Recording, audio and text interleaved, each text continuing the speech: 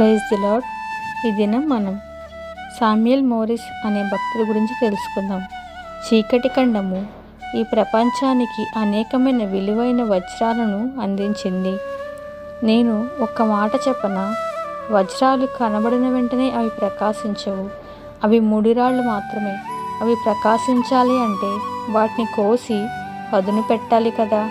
అలాగే ఈరోజు మీరు ఆఫ్రికా ఖండంలో ఆధునిక కాలంలో మెరిసిన ఒక వజ్రపు కాంతి గురించి తెలుసుకుందాము. దయచేసి ఎవరు స్కిప్ చేయవద్దు. ఈ సాక్ష్యం వినటం ద్వారా ఖచ్చితంగా మీరు దేవుని మహిమను అనుభవించగలుగుతారు. శామ్యూయల్ గారు లోకము యొక్క నిజమైన వెలుగును ప్రతిబింబింపజేశారు. ఇది ఆయన పుట్టుకతోనే జరగలేదు. ఈ నిజమైన దేవుని వెలుగు తనలో ప్రకాశించడానికి దేవుని హస్తము ఆయన వ్యక్తిత్వాన్ని కోసి పదును పెట్టవలసి వచ్చింది.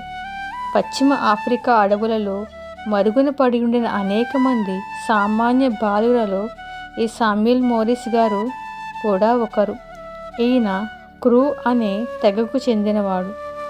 ఈ సేవకుడు అసలు పేరు కబు.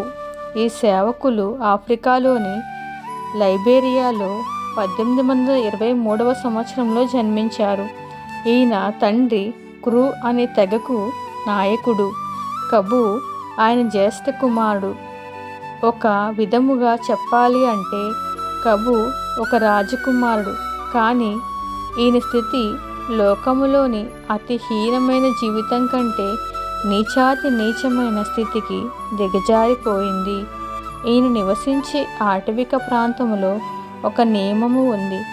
అది ఏంటి అంటే, ఓడిపోయిన తెగ నాయకుడు గెలిచిన వానికి నిర్ణయింపబడిన రుసుము చెల్లించే వరకు తమ జ్యేష్ఠ కుమారుని తాకట్టుగా పెట్టాలి.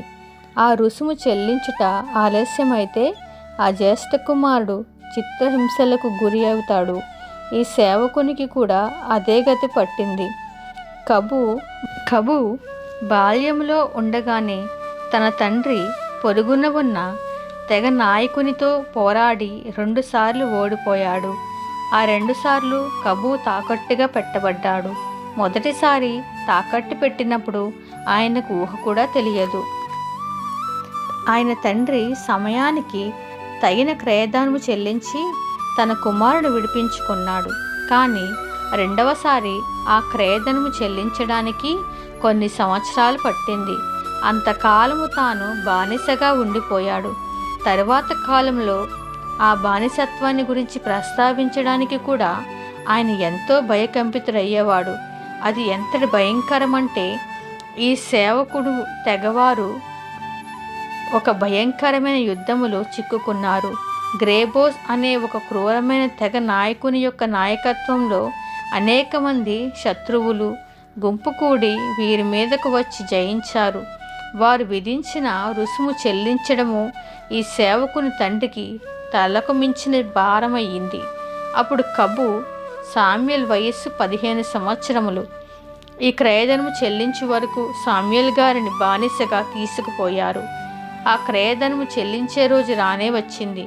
కబు తెగవారు కష్టపడి సంపాదించిన ఏనుగు దంతములు, రబ్బరు, జీడిపప్పు, ఇతర వస్తువులన్నిటినీ కబు తండ్రి తీసుకువచ్చి గ్రేబోస్ తెగ నాయకునికి ఇచ్చాడు. అయితే అతను తన స్వంత విలువను కట్టి తాను విధించిన క్రయదానానికి అవి సరిపోవు అని చెప్పి కబును విడుదల చేయడానికి ఒప్పుకోడు. అయితే కబు తండ్రి నిరాశతో వెళ్ళి తనకున్న సమస్తాన్ని త్యాగము చేయడానికి తన తెగవారిని పొరికొల్పి ఆ వస్తువులను తీసుకొని కుమారుని విడిపించుకోవడానికి వెళతాడు. కానీ వారి శత్రువు అన్నీ తీసుకొని అవి కూడా సరిపోవని స్పష్టము చేస్తాడు. గ్రేబోస్ తెగ నాయకుడు యుద్ధములో దోచుకొనిన సొమ్మును వ్యాపారులకిచ్చి వారి దగ్గర నుండి ఉప్పు, సారా మొదలగు వాటిని కొనేవాడు. ఈ తెగ నాయకునికి ఎంత ఇచ్చినను తృప్తి పడడని కబు తండ్రికి అర్థమయ్యింది. ఇక అతను అడిగిన ధనము చెల్లించలేను అని గ్రహించాడు. తన కుమారుడు ఆ చిత్రవదను ఎంతో కాలం భరించలేడు అని గ్రహించాడు. తన కుమారునికి బదులుగా తాకట్టు పెట్టడానికి తన అందమైన కుమార్తెను తీసుకుని వెళ్ళాడు. కానీ కబ్బు దానికి ఎంతమాత్రం ఒప్పుకోలేదు.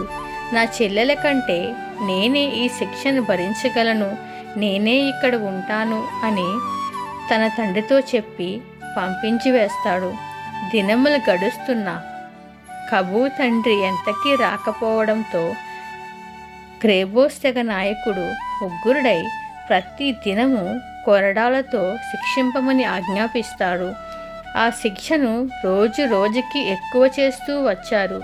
ఆ కొరడా చివర విషపూరితమైన ముండ్ల మొక్కల తీగలను కట్టేవారు.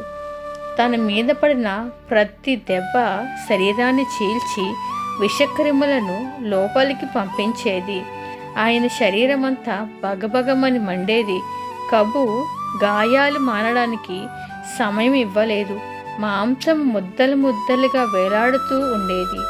శరీరములోని రక్తమంతా పోయి నీరసించిపోయి తనలోనికి వెళ్ళిన విషము వలన జ్వరము చేత పీడింపబడ్డాడు. నిలవడానికి కానీ కూర్చోవడానికి కానీ ఆయనకు కొంచెము కూడా శక్తి లేదు. అక్కడే శిలువ ఆకారంలో ఉన్న మ్రానును పాతి దాని మీద అతనిని వేసి పచ్చిగా ఉన్న తన శరీరాన్ని మరలా చిత్రవధ చేశారు. ప్రియ శ్రోతలు విన్నారు కదా, ఇప్పటిదాకా మనం కబు ఎలాగా శిక్షించబడుతున్నాడు, ఎలాగా అక్కడ ఇరుక్కుపోయాడు విన్నాం కదా. తర్వాత కబు ఎలా తప్పించబడ్డాడు, సామ్యూయల్ మోరిస్గా ఎలా మార్చబడ్డాడు అని మిగిలిన సాక్ష్యం వచ్చే వారం తెలుసుకుందాం.